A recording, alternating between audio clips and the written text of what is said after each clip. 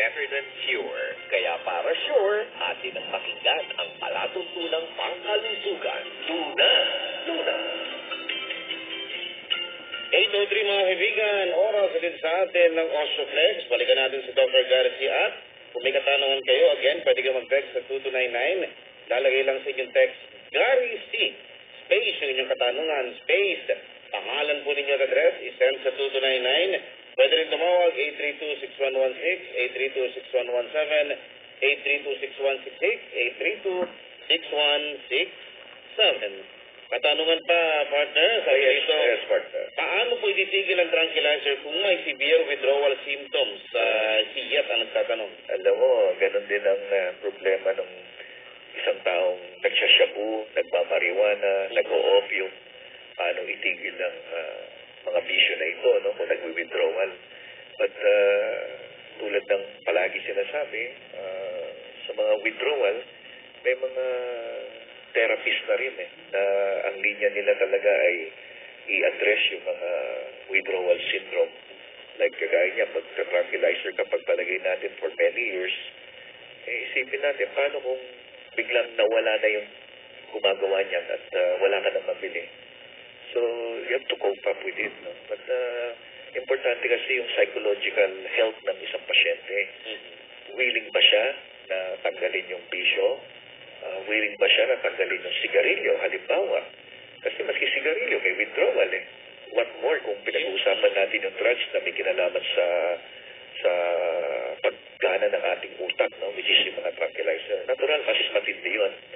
So, ang advice ko, dapat magpa-counseling, pumunta sa doktor at i-advise na kung saan siya dapat pumunta na mabigyan siya ng mga payo. Tinatapatan kasi yung withdrawal with either mag-keep yourself busy, mag-exercise ka, mag-take ka ng mga prutas at kung ano-ano pa. Depende sa doktor na makakausap niya. But ang mahalaga, kung gusto mo withdraw yung mga ganyang gamot, halimbawa, tranquilizer o yung mga sedative pampatulog. Kanina may nagpunta sa clinic na uminom siya ng gamot, no? Na pampatulog for 4 years na. So according to her, hindi niya kayang matulog kung wala yung gamot na yon. Pero narinig niya tayo sa radio na nabanggit ko yung Sleep Easy na ginawa niya. Pumunta siya ng Mercury Drug, bumili siya ng Sleep Easy at ininom daw niya 2 capsules 30 minutes before going to bed. So ginawa niya, yung gamot na ininom niya na dati daw 1 whole tablet pinapainom ng doktor, ginawa niya na ngayon na 1/4. Tapos ngayon na 1/4, ang advice ko, gawin niyang every other night. Ibig sabihin na instead na nasanay ka gabi-gabi, uminom ka ng 1/4 tablet, gawin mo every other night. Tapos mag-take ka na lang ng Sleep Easy na hindi habit forming. Kinokorek niya kasi yung imbalance na kakulangan ng ating brain dun sa tinatawag na melatonin na nakakatulong para lumalim ang tulog. At according to her, may mga gabi na hindi na siya umiinom, nakakatulog na siya by just taking Sleep Easy, which is a herbal supplement and not a tranquilizer. Yes. Kasi ang tranquilizer hindi naman nabibili ng tao sa mga drugstore na walang reseta ng doktor. Pero ang Sleep Easy, Ay, ito lang reseta. maski na teenager o maski bata bumili, Pwede. inutusan ni Lola, pwede. So, yun ang nagpapatunay na safer than drugs ang pag-inom ng mga food supplements. Okay, si Danny ng Mexico, Pampanga siguro ito, ha? Si Danny tatanong, nabanggit niyo daw kanina yung pagpapatak ng VCO sa tenga ng batang may tutulig. Ano daw kadalas ang pagpatak sa isang araw, Doc? Isang patak lang isang araw. Isa lang, ha? Sa gabi, pwede na yon. Okay. Si Lerma ng Las Piñas, gaano po katagal iinumin ng pasyenteng may psoriasis ang vitamin C na may 3,000 mg at vitamin E na may 800 IU? Masama ba ang epekto nito sa liver? Okay. Unang-una, ang sabi kanina, may psoriasis. Ang psoriasis, sinabi kanina, walang gamot. Ang habol lang makontrol. So, ang tanong, kung nainom ba itong vitamin C, vitamin E, chelated zinc, omega-3, na mga supplements at nakakontrol. Pag tinigil mo, umulit-ulit yung psoriasis mo, itutuloy mo ulit. So, kung nakita natin nakinabang at maganda, pwede niyong i-maintain ng tuloy-tuloy. Mas delikado pa ulit uminom ng isang bottle soft drinks kada araw kaysa uminom ng food supplement na nabanggit ko. Ayan, ha? mas delikado ang pag-inom ng kahit isang baso daw. Di ba sabi mo, isang baso ng soft drinks dahil kakanyo meron niyang 5 kutsarang puting asukal na katumbas yung isang baso. Tama. Sabi nga nung isang nutritionist na nakausap ko rito, mali daw tayo, Dok. Dapat 6 o 7 to 8 daw. Depende kasi ang sinasabi ko yung maliit lang na bote. Maliit lang. Okay. So, kung malaking bote, talagang marami. Ayan. Dok, sana po may discount ng CBA para gift mo po for my birthday. Remedios Tolentino, General Trias, Cavite. Sana may ano daw? Sana may discount daw kasi birthday niya bilang gift. Kailan ba birthday niya? Hindi naman nasabi. Hindi naman niya nasabi. Siguro, ang hinihingi niya discount. No? Pero, since mabait naman ako, ngayong gabi lang, medyo wala naman akong top up. Pumunta siya sa clinic, dalhin lang niya yung ID niya na birthday niya. Na, for example, birthday niya bukas. Pumunta siya bukas, dalhin niya yung ID niya. Pag birthday nga niya bukas at meron siyang ID na nagpatunay, libre na yung CBA. Uy, hindi discount na binibigay mo, libre. Oo, pero kung birthday niya, on the exact day ng birthday niya, ano pangalan ulit para matandaan ko? Remedios Tolentino. Remedios Tolentino. Exactong araw ng birthday niyo, dali niyo lang po yung ID niyo, ng senior citizen o kung ano man, libre na po yung treatment niyo. Wow. Pero, pag lumampas doon sa araw ng birthday, may bayad na. May bayad na. 80%. So, kung 1,000, mabayaran 500. Uy, malaki pa rin discount. 50% discount. Happy birthday in advance. Remedios Tolentino. Remedios Tolentino. Tatandaan ko yung pangalan. Remedios Tolentino. Okay, salamat, Doc. At sabi dito, good evening po, your doctor, their doctor, and my doctor. Ganun din sa'yo, your anchor. Puliman daw at magaling pa rin ang lunas. Net ng Lawag City. Salamat. Di ka na naintindihan yun yung my doctor, your doctor, their doctor, and my doctor. Ganun din sa'yo, your anchor.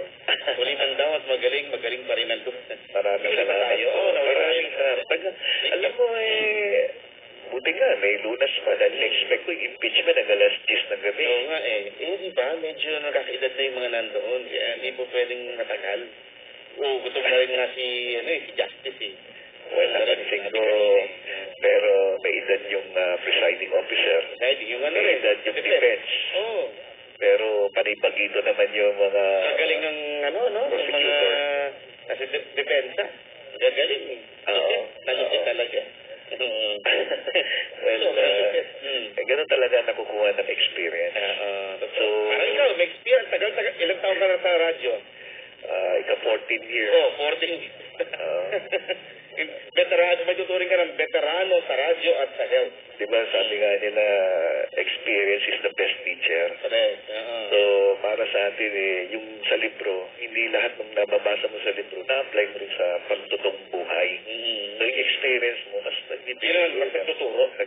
Kaya, lamang na lamang yung kabila. Dahil itotal mo yung edad ng mga sa kabila, at itotal mo yung edad ng sa prosecutor, sa defense, makikita mo, bilangin mo na lang yung taon nila as number of years of experience, di ba? Nako. Hindi pa siguro sila, siguro ibang prosecutor doon, baka hindi pa pinapanganak nung pumasa sa bar itong mga ito nasa kabila Saka may nervous mapansin mo may nervous dahil profesoryatan nila yung mga nasa kabila. Ganun talaga. Kaya tumatagal mapapansin mo yung minsan yung mga senior citizen matagal mag-isip. Oo. Hindi naman gano'n. Ano gano'n katagal? Maski na gusto naman ng tao malaman lang yung totoo. So, tingnan natin kung ano magiging outcome. Okay. Ano po ang gamot na pwede kong inumin para kasing may medyas ang dalawa kong talampakan parang nangangapal? Hermogenes Domingo ng Santiago City. Nerve problem yan. So, mag-Nervital ngayon. Advice ko sa pangunang inom 2 capsules twice a day. 2 sa umaga, 2 sa hapunan.